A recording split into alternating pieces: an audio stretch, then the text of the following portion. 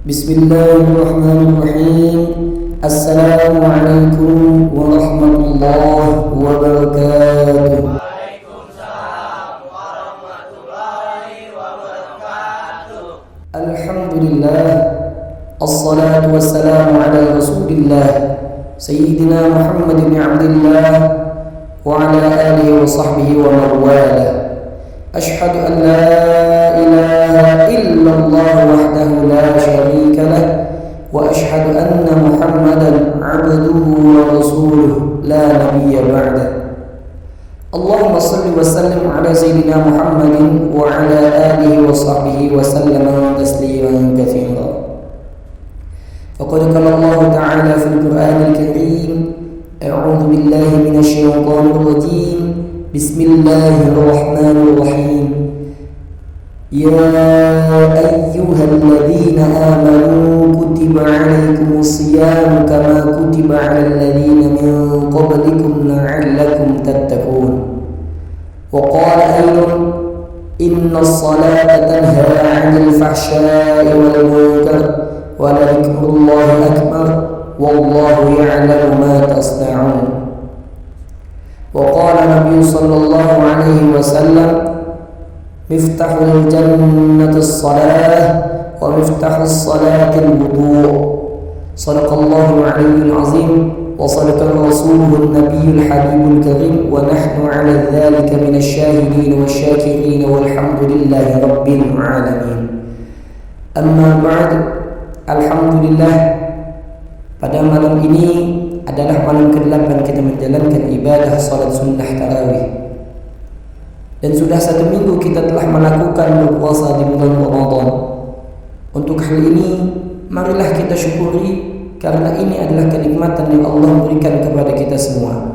Minimal dengan mengucapkan kalimat tahmid alhamdulillahi rabbil alamin. Semoga kita semua diberikan rasa istiqomah untuk senantiasa melakukan ibadah yang wajib seperti puasa Ramadan ini maupun sunnah tarawih seperti saat ini yang telah kita lakukan.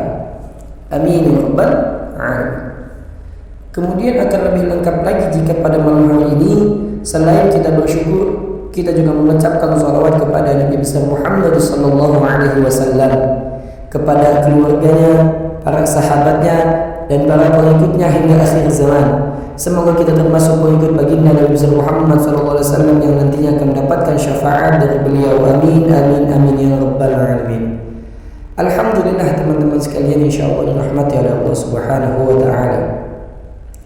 Tidak terasa sudah 1 minggu ini sudah kita jalankan ibadah puasa, yang memang sudah sepatutnya pada tempat inilah kita diberikan kemudahan oleh Allah Subhanahu wa taala. Karena memang godaan kita lebih sedikit dibandingkan ketika kita ada di tempat kita sebelumnya. Mau puasa, ya di tempat kita sebelumnya ada saja godaannya. Dari mulai alasan sahurnya kesiangan, kemudian haus dan lapar di tengah panasnya cuaca, alasan tuntutan kerjaan, atau alasan lainnya yang membuat kita tidak berpuasa. Maka alhamdulillah di tempat ini Allah izinkan dan memudahkan kita untuk berpuasa di bulan Ramadan pada tahun ini. Namun berbicara puasa yang menjadi ibadah yang utama di bulan Ramadan ini bukan berarti kita mengalahkan amalan wajib yang lainnya. Contohnya seperti ibadah sholat 5 waktu. Kan ada gitu ya, orang puasa dari subuh, sahur, melek sampai jam 7, terus dia tidur sampai maghrib. Lah coba itu tidur apa latihan meninggal? Jangan sampai salah kaprah ini. Puasa memang wajib, tapi salatnya pun juga wajib. Jangan sampai kita ninggalin salat demi puasa. Keblinger ini namanya. Ya. Ibarat zaman sekarang nih ya, antum punya HP yang harus diisi dengan paket data. Jangan sampai antum jual HP demi beli paket data. Nah kan ngaco ini namanya. HP siapa yang mau diisi paket data? Sama halnya, jangan sampai kita meninggalkan sholat demi puasa. Karena dalam hal ini keduanya sama-sama penting. Mungkin kita juga tahu dan sudah hafal, bahkan di dalam rukun Islam saja keduanya termasuk rukun daripada keislaman kita. Kalau salah satunya antara dua itu tidak terpenuhi, maka belum pantas kita disebut sebagai orang Islam. Tuh makanya kudu dijalani dan dijaga keduanya, biar Islam kita enggak KTP doang. Betul apa betul? Ya, pada ini udah dari kata Islam KTP doang. Introspeksi harusnya ini ya. Bahkan saking pentingnya sholat ini menjadi amalan yang paling pertama dihisab bagi setiap hamba di hari kiamat. Untuk itu jangan sekali-kali kita tinggalkan sholat fardu kita.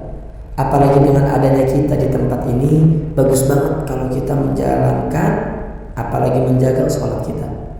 Yang tadinya banyak perbuatan kita yang zalim atau perbuatan yang mungkar, perbuatan maksiat kita dan sebagainya yang menjadi catatan amal buruk.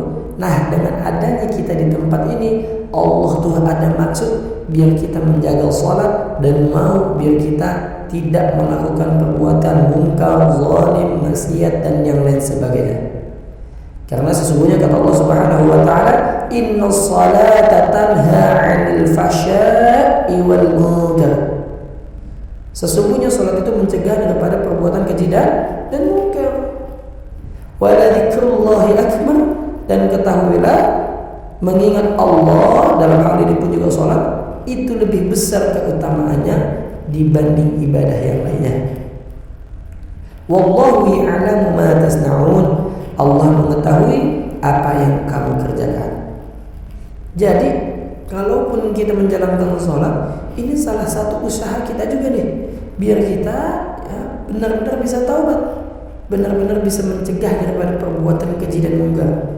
Untuk itu, ketika sedang berpuasa, mari kita dirikan dan pelihara sholat kita, karena sesungguhnya itu mencegah diri kita semua ini dari perbuatan keji dan munkar.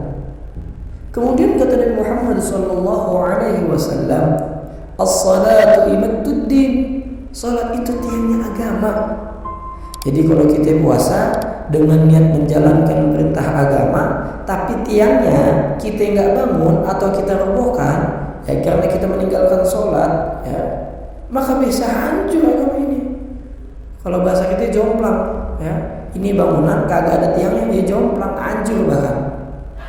Maka termasuk beruntung kita semua yang ada di sini. Allah memudahkan kita untuk sholat, apalagi secara berjamaah seperti yang kita lakukan setiap hari di sini. Alhamdulillah, karena pahalanya sampai 27 derajat. Sholatul jama'ati afdalu min salatil fardhi bi 27 darajat. Salat berjamaah itu lebih utama 27 derajat daripada salat sendirian. Tuh, nikmat atau nikmat? Ya sudah pasti nikmat. Coba kalau kita menghitung-hitungan selama kita salat berjamaah di sini, sudah berapa banyak pahala yang kita dapatkan? Banyak dan pokoknya ya bisa-bisa kita ini ya bingung membawa pahala kita kalau misalnya kita ya bisa melihat dan bisa ngangkut itu pahala. Bingung kita ngangkutnya. Bukan cuma itu saja. Sholat yang kita kerjakan selama ini di sini kan awal waktu, ya. Begitu azan, yang tidur kita bangunin, ya. Yang lagi main kartu berhentiin, ya. Yang lagi ngobrol, ayo dah kita uduk, ya kita sholat bareng. Nah ini sebenarnya menjadi amalan yang paling dicintai oleh Allah Subhanahu Wa Taala.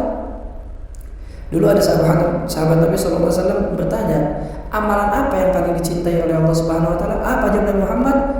Salatu 'alal waqtiha. Salat dengan tepat waktu.